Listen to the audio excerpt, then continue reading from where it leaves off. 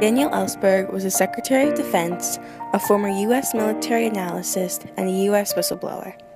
In 1971, he leaked the Pentagon Papers.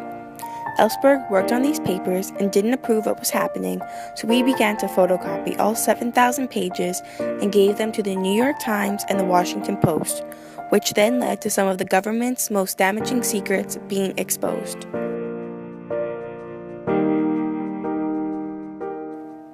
The Pentagon Papers is a collection of top-secret documents discussing the U.S. involvement and decision-making in Vietnam from 1945 to 1967. The documents were originally created by Secretary of Defense Robert McNamara and were put into effect under the Truman, Eisenhower, Kennedy, and Johnson administrations, and at the time of the leak, the Nixon administration. What I learned was that it was an American war from the start. President Truman financed the French to retake its former colony, even though he knew the French were fighting a national movement that had the support of the people. But the cost of defending freedom, of defending America, must be paid in many forms and in many places. Eisenhower supported a brutal dictator in canceling elections called for by the 1954 Geneva Accords.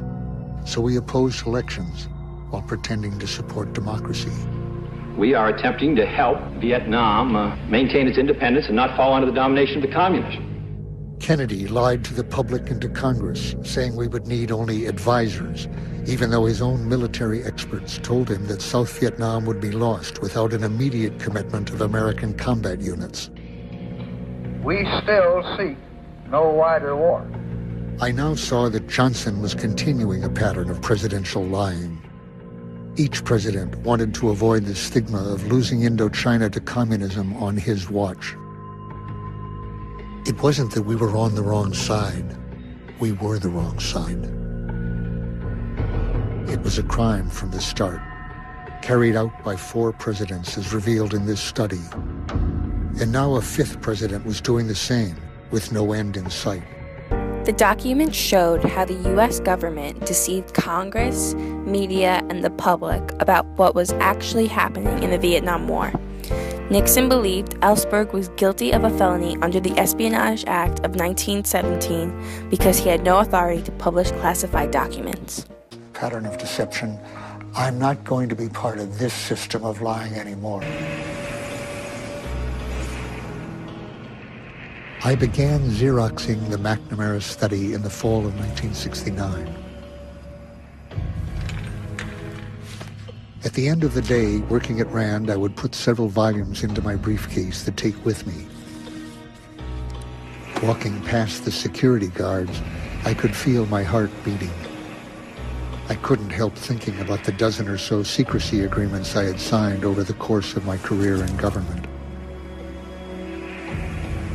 The task seemed endless.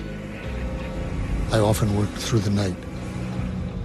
Early in the morning, I returned the papers to my safe at RAND and headed home.